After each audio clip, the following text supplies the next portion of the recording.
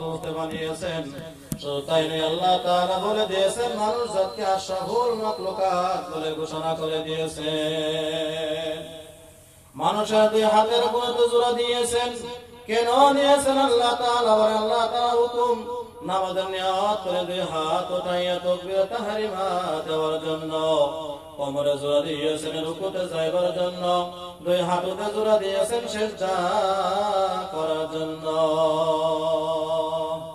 আল্লাহ তাআলা বলেন, ও মানুষ, তোমরা সিজদায় যাইয়া তোমাদের কপালখানা জমিনে লাগাইয়া সুবহান রাব্বিয়াল আ'লা সুবহান রাব্বিয়াল আ'লা যখন বলতে থাকো, আমি রব্বুল আলামিন তোমাদের ওই কপালের নিচে আমার আল্লাহর নূর বিছাইয়া দেই।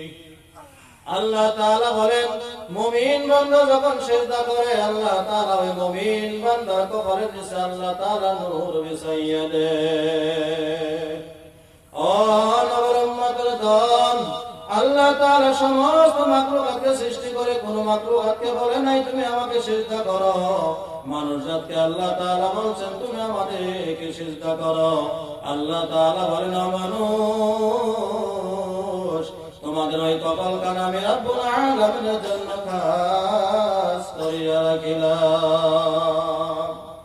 অথচ তোমাদেরকে ফজর ডাক দিলাম পাইলাম না, যোহর ডাক দিলাম পাইলাম না, আসর ডাক দিলাম পাইলাম না, মাগরিব ডাক দিলাম পাইলাম না, এশায় ডাক দিলাম পাইলাম না। তোমাদেরকে আমি কোন কাজে লাগাইব? আল্লাহ তাআলা তাও বলে দিয়েছেন, আউযু বিল্লাহি মিনাশ শাইতানির রাজীম ওয়াকুদুহান নাস ওয়াল হিজারাতু উদ্দাতুল লিল কাফিরিন। আমি তাদেরকে জাহান্নামের আগুন জ্বালাইতে রাত্রির কাজে লাগাইব। ও মানুষ, তোমাদের মনে আসেন যে নাফরমান বেনামাজি সুদখোর ঘুষখোর জিনাখোর কিরাখোর সুবুলখোর মিথ্যাবাদী ব্যভিচারক বেপরদা বেহায়া মানুষদেরকে গালিগালাজ দেওয়ালা তাদেরকে আমি রব্বুল আলামিন কেন পালিতেছি? আল্লাহ তাআলা বলে, ও বান্দারা, তোমরা কাজ যে নিয়তে বলো আমি রব্বুল আলামিন তাদেরকে সেই নিয়মে পালিতেছি। একটি গাছ যদি সোজা হয়, ভালো জাতের হয়, তোমরা তাকে কি করো? ওই গাছটি দিয়ে তোমরা ভালো ভালো বস্তু বানাও, বানাইয়া কোটি টাকার ঘরের মধ্যে রেখে দাও।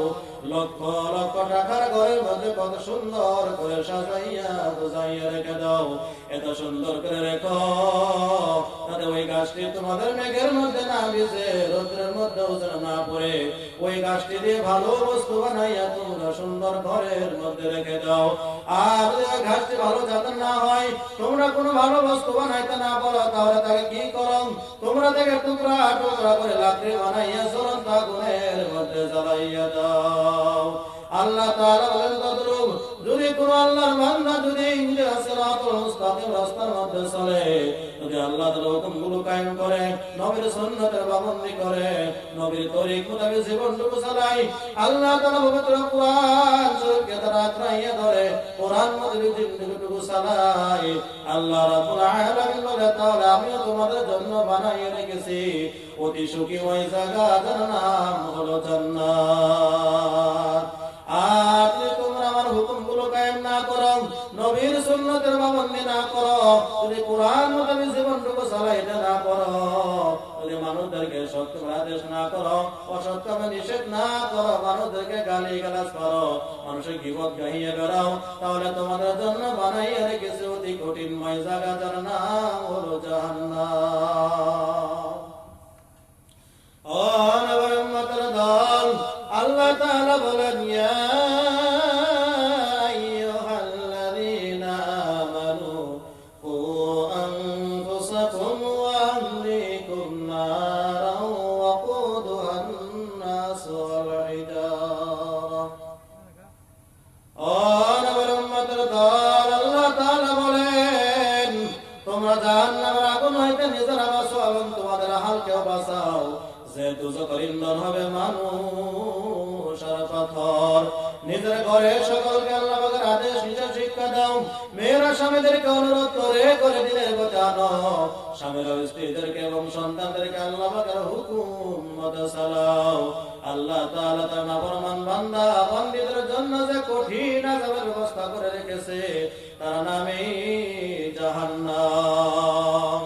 সেখানে সুখ শান্তি আরাম বলতে কিছুই নাই, সেখানে আগুন আর বিষাক্ত পরিমাণে সাপ বিচ্ছু। যদি আল্লাহ তাআলাকে রাজি খুশি কইতে যাইতে না পারি তাহলে জাহান্নামের আগুনে জ্বলতে হবে। কোরআন ও হাদিসের মধ্যে দুজক সম্বন্ধে যেগুলো বিবরণ পাওয়া যায়, জাহান্নাম সম্বন্ধে যেগুলো বিবরণ পাওয়া যায় তা শুনলে এবং করলে শরীরে লোম উড়ে দাঁড়াইয়া যায়। এমনকি নবী ওলিগণও দুজকের ভয়ে কাঁপিয়েছে। একদিন আমাদের নবী সাল্লাল্লাহু আলাইহি ওয়াসাল্লাম সাহাবাদেরকে নিয়ে কথা বলতেছিলেন, এমন সময় একটা বিশাল শব্দ শুনতে পেলেন। সাহাবারা জিজ্ঞাসা করলেন, ইয়া রাসূলুল্লাহ সাল্লাল্লাহু আলাইহি ওয়াসাল্লাম, ইয়া কিসের শব্দ? নবী আমার বলে, ও সাহাবীরা রে, আজ থেকে 70 বছর পূর্বে দুজকের কিনারা হইতে একখানা বিশাল পাথর নিচের দিকে নিক্ষেপ করা হয়েছিল। আর 70 বছর পরে ওই পাথর খানা দুজকের নিচতলায় গিয়া পৌঁছিল। ইহা তাহার ওই শব্দ।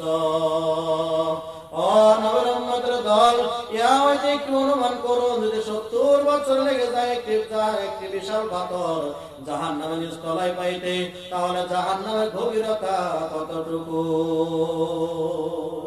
হাসরের দিন দুজককে 7 তবক জমিনের নিচ হইতে কোটি কোটি ফেরেশতারা লাগাম ধরে টেনে টেনে আনি আরশের বাম দিকে উপস্থিত করবে। দুজকের 4খানা পা, 30,000 মাথা, প্রত্যেকটি মাথায় 30,000 করে মুখ, প্রত্যেকটি মুখে 30,000 করে দাঁত, প্রত্যেকটি দাঁত 30,000 উহুদ পাহাড়ের মতো বিশাল বিশাল, প্রত্যেকটি মুখে 2টি করে ঠোঁট, প্রত্যেকটি ঠোঁট সমগ্র দুনিয়ার মতো বিশাল, প্রত্যেকটি ঠোঁটের মধ্যে লোহার জিঞ্জির লাগানো, প্রত্যেকটি জিঞ্জিরের মধ্যে 70,000 করে করা, প্রত্যেকটি কড়াই কড়াই লোহার শিকল লাগানো। আল্লাহ তাআলা আসলে দিন ফেরেশতাদেরকে বলবে, ও ফেরেশতারা রে, জাহান্নামের শিকল ধরে টেনে টেনে হাশরের ময়দানে আসো। নাফরমানরা একটু দেখো শখ করে করে কেন জাহান্নাম কামাই করেছে। কিন্তু জাহান্নামকে খুব সাবধানে ভালো করে টেনে ধরে রেখো, নচেৎ নাফরমানদেরকে দেখলেন ক্ষুধারত জাহান্নাম একলাভে সব খেয়ে ফেলবে, হিসাব করতে দিবে না। তো জাহান্নামের একটি শিকলে 70,000 ফেরেশতা ধরবে। এইভাবে জাহান্নামকে টেনে টেনে হাশরের ময়দানের দিকে নিয়ে আসতে থাকবে। বহু দূর থেকে ওই জাহান্নাম নাফরমানদেরকে দেখে মনজুরে লাফ মারবে রে। কোটি কোটি ফেরেশতারাও টেনে ফিরাইয়া রাখতে পারবে না। ও নবীর উম্মতের দল, আল্লাহ তাআলা জাহান্নামকে বলবে, ও জাহান্নাম, ও জাহান্নামকে ফেরেশতারা ভালো করে টেনে ধরে রেখো। ফেরেশতাদের বাঁধাবে জাহান্নাম এমন জোরে ডাক মারবে রে, জাহান্নামে ডাকের ছোটে হাশরের ময়দান থরথর করে কাঁপতে থাকবে। জাহান্নামের ডাকের ছোটে হাশরের ময়দানে হুলস্থুল শুরু হয়ে যাবে। ওইদিকে জাহান্নাম লাফাতে লাফাতে আসতেছে, আর উপর নিচের দিকে শ্বাস প্রশ্বাস করতেছে। শ্বাস প্রশ্বাসের শব্দ বজ্রের আওয়াজের নেই বিকট। দুজকের পিঠ ভীষণ কালো, ওয়া হইতে কালো ধোঁয়া ও আগুনের গুল্লা গর্জন মেরে মেরে 70 বছর পর উঁচু হয়ে আওয়াজ দিয়ে জ্বলে উঠতে থাকবে।